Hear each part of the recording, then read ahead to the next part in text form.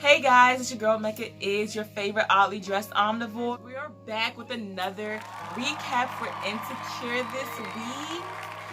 For everyone that's been following the series, you know things are getting really juicy. So, on this episode, a lot happened. Molly reevaluates her relationship.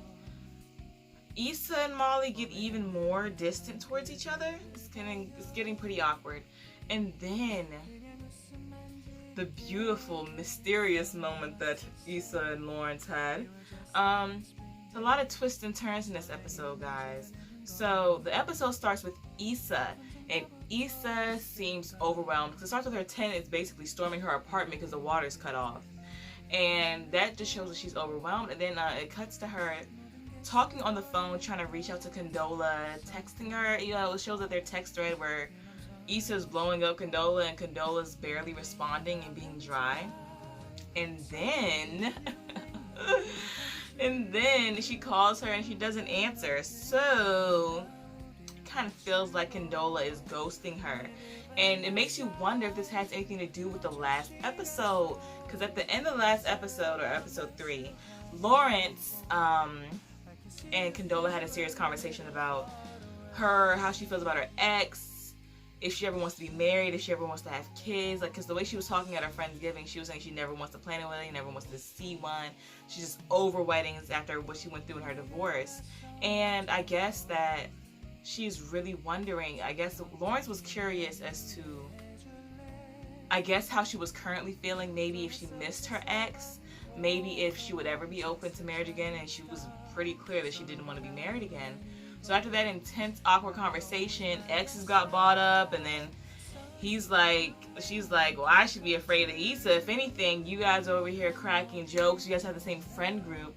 If anything, I should be the one that feels uncomfortable. So it just turns to this conversation. She's like, so what would have happened if Issa never cheated on you? He's like, well, she did, and we're not together because of it. She's like, but no, what if she didn't cheat on you though? Where would you guys be right now?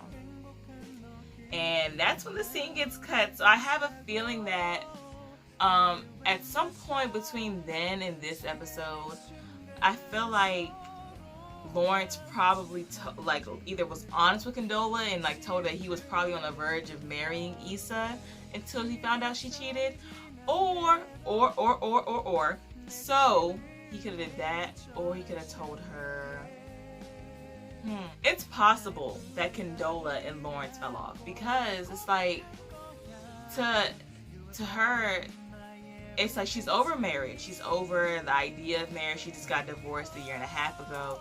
She's not looking for anything, like she is not looking for marriage anytime soon. But Lawrence is literally on the verge of proposing to Issa. So it shows that clearly in terms of relationships, they're in two different places. Like, she's over it. She's the one wedding. She's going to get married to anyone. He was on the verge of marrying someone as he found out they cheated on him. So that just shows that,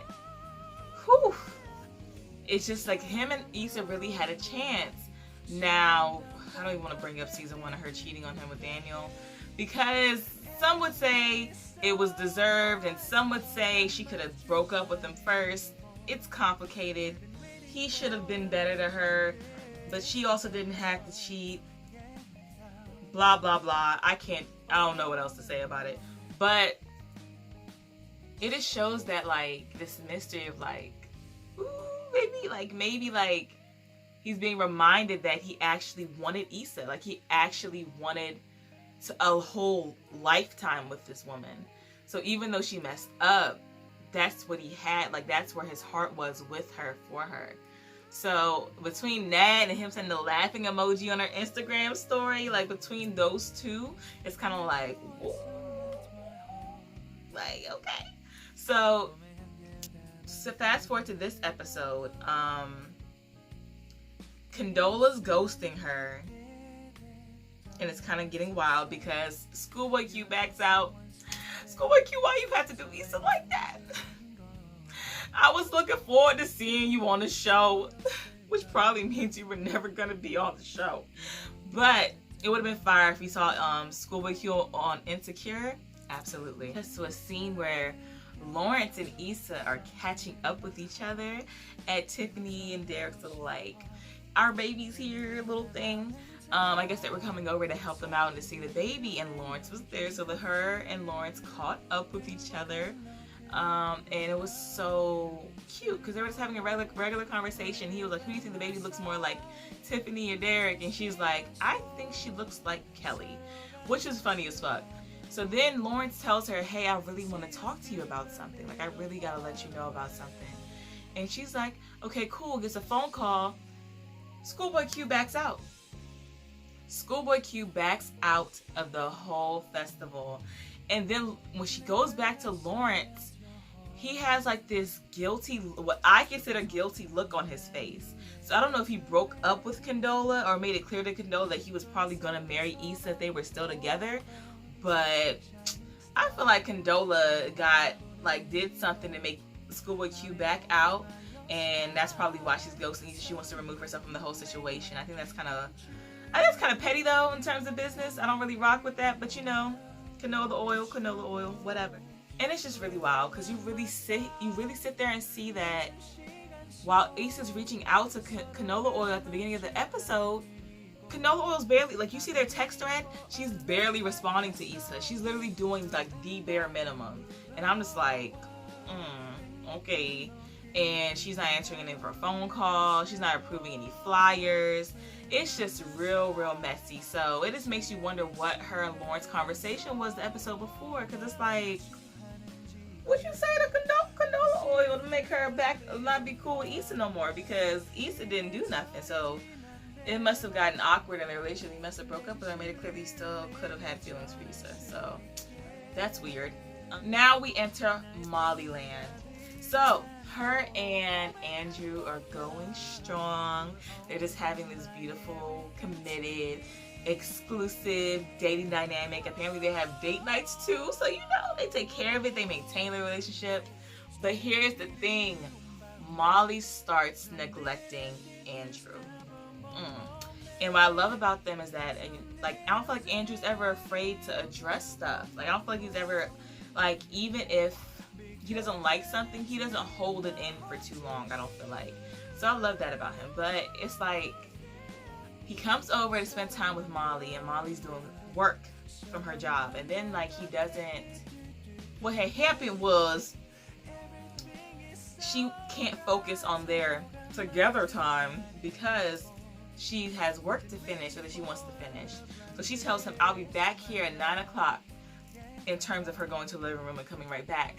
I'll be back at 9 o'clock. So by the time she's done with her work, the clock says 1:24 in the morning, and Andrew is not. So there we go with strike one. Molly's at her job, and she's working with some coworkers. They're laughing, they're cackling, they're cracking jokes. It's like chill. And then one of her coworkers says she has to leave. She has to go back home to her children, blah, blah, blah. And then another coworker says she was fine with staying late. But here's the thing. Apparently, Andrew and Molly were supposed to go to a listening party. And I really would like to know who that was, because that's pretty fire. But they live in LA, so I'm pretty sure it was some fire artists. But they were supposed to go to a listening party. And Molly cancels on Andrew in the name of him being understanding that she's busy. And it's like, but y'all have like whole plans, and it wasn't like y'all was doing nothing weak. Y'all was going to a listening party. I think she just wanted to prove a point in that moment, or I feel like she probably got a little comfortable. I feel like she got a little comfortable with that. And then came the day that she went to Tiffany's babies thing with Derek and Lawrence and Kelly, and it's just a little happy teapot of friendship, and they're seeing the baby for the first time, and it's awkward because at first her and Issa literally arrive at the same time, end up trying to get into the same parking lot at the same time, so they're pretty much like almost heading into a car crash, because they're even in them trying to park their cars, bruh, they're disagreeing. Like, they're not even for some reason they can't communicate with each other well these days. Like, Issa's saying, all right, I'm going. She's telling Molly, I'm going to pull up and back up into this space.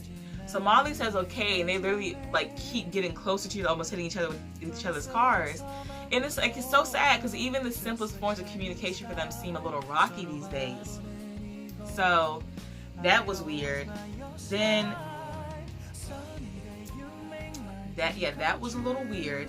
And then once Issa got out the car and was able to catch up, like walking toward the front, her and Molly are briefly talking, and Issa apologized for missing self-care Sundays the last couple of Sundays. And I'm like, Sundays? So not just one, but multiple Sundays y'all haven't been spending time with each other in the name of self-care?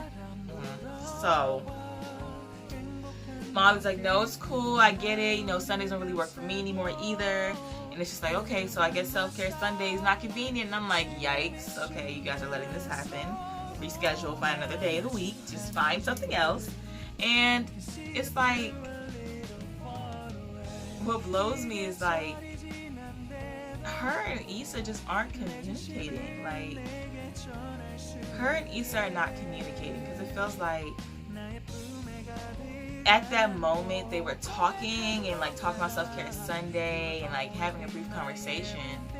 But when Issa asked her, did she still want to do? I can't remember who asked who first, but one of them was like, do you still even want to do self-care Sunday? And it's like, yeah, I do. Don't you? Yeah. And it's like, okay. And it turns like this awkward, like little, okay, back and forth, and then they walk inside the house, and I feel like how do they keep letting like these opportunities to talk slip? Now, for it to be going as far as it's going now, I low-key blame Issa.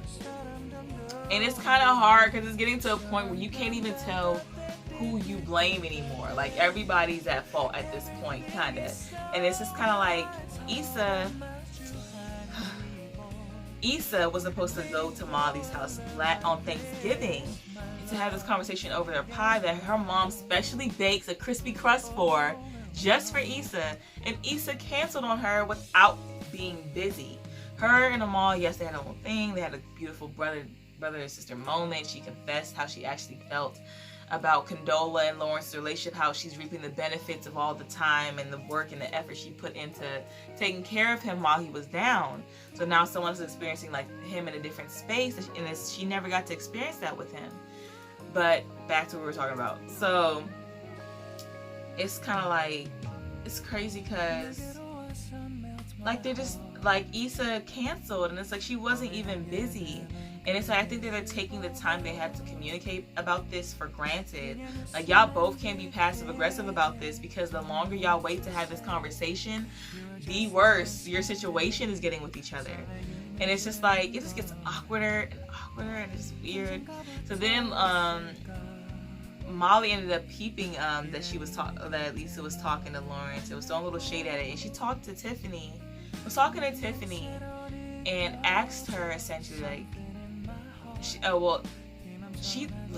Tiffany told Molly, do what you feel like is best for you. And then Molly was like, did Issa tell you something to you about us? And she was like, say what? I don't know anything. I'm just saying. So it's like, it's weird because Issa did the same exact thing. Like, Issa did the same thing with Kelly. Because she was like, you ain't noticed that Molly been acting weird lately? Has Molly been acting weird lately to you? Oh no, blah blah blah. And Kelly's like, no, well maybe she's going through something, she's taking it out on you, like, you know, just be patient with her. So it's clear they're both in the same frame of mind in terms of like, is she mad at me? What's going on? Are you peeping that she's moving funny? Blah blah blah. And they're both questioning other people about each other, which means they're in the same space and have the same feelings, but they're just not addressing them. And I kind of feel like in this episode, Issa kind of showcased her shittiness a little bit. A lot of it. She's been showcasing it a lot of it. So I feel like even up to where she calls Molly, because the headliner backed out, she calls Molly and she asks Molly, does she think that she can, she was really calling Molly to ask for a favor. And that's kind of bad, even though Issa is going through a lot between her partner and a festival backing out on her, and the headliner dropping, and her having this big festival coming, she has to find a new artist. Yes, she's under a lot of pressure, but I feel like with them not talking when she initially called Molly, Um, I just felt like in the conversation, because Molly got comfortable and wanted to talk to her like that's what they always would. But Issa like kind of like was being like not really like genuine about it, and kind of like was like, oh no girl, ooh, like kind of like basically like fake listening to Molly about what she started to talk about and not really listening. And then she was like, okay, real quick thing, do you think you can basically ask do you think you can ask Andrew to reach out to an artist for me, because he works for Live Nation and apparently that artist is associated with Live Nation, so you think that he can like use his position to reach out and get this artist to perform for me, which is Sir from Top Dog Entertainment, high power, Top Dog Entertainment for life, and that's on period, forever and forever and forever, okay, period. But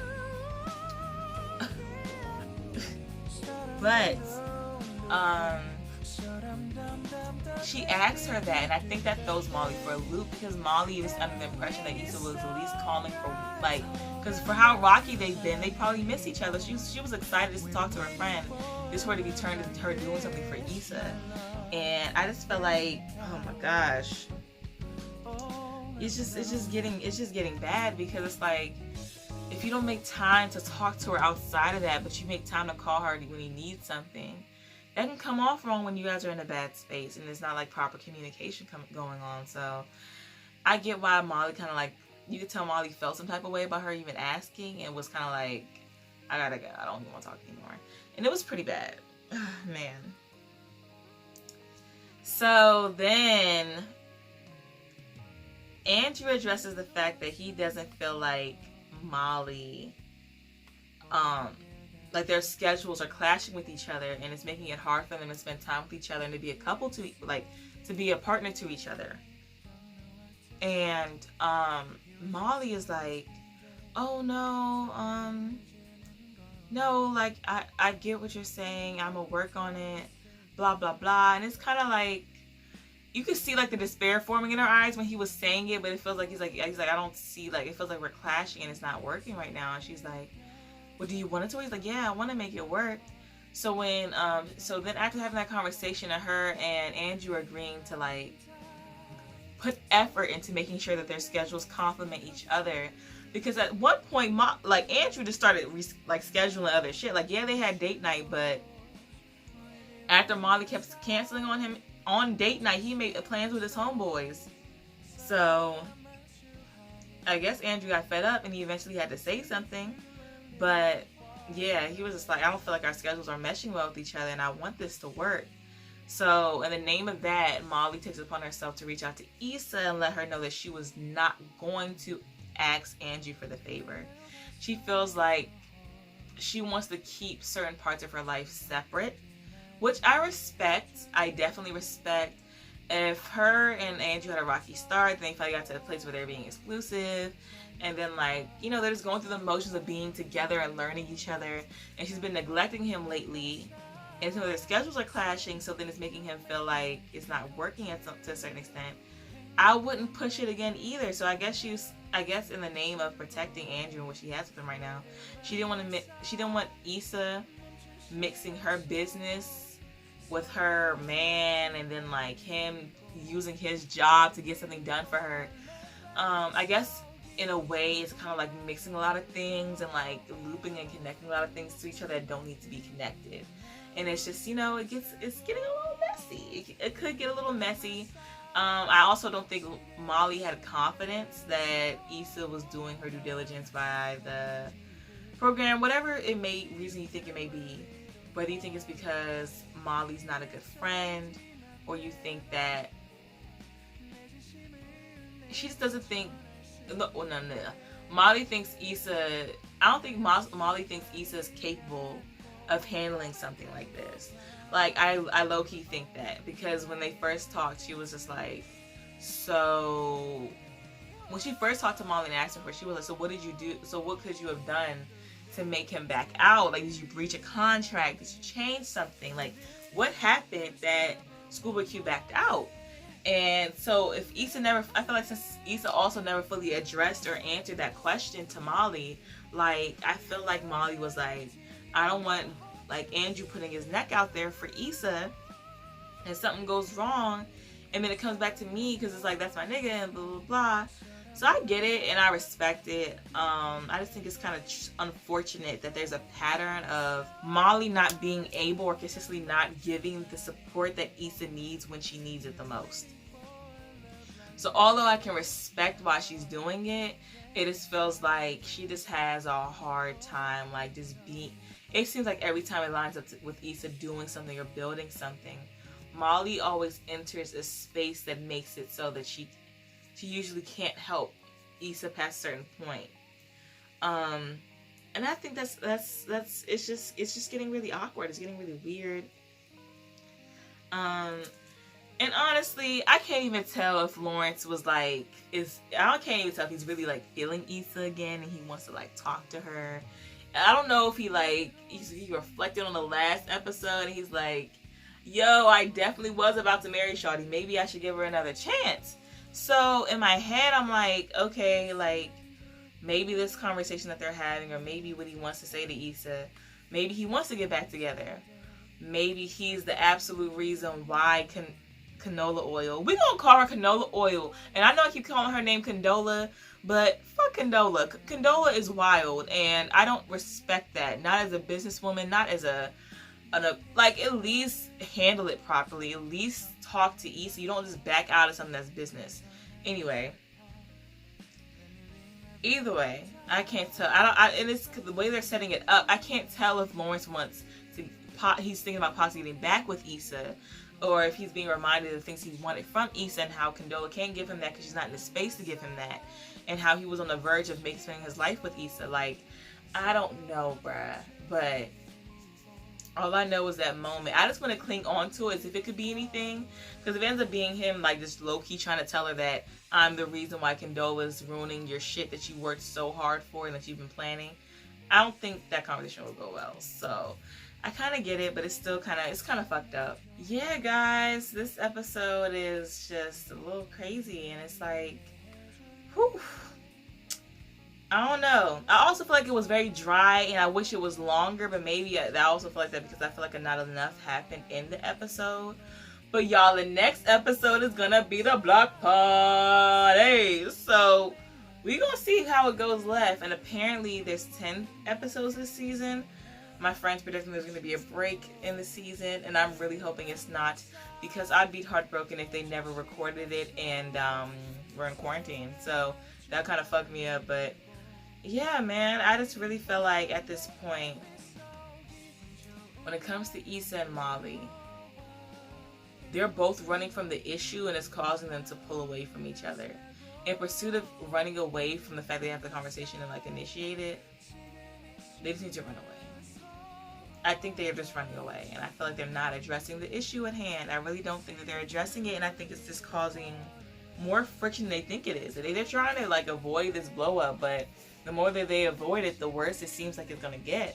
I just want to see a moment where Issa is like shining and she needs her, like when she's like on top, or when she's doing something big and she needs Molly.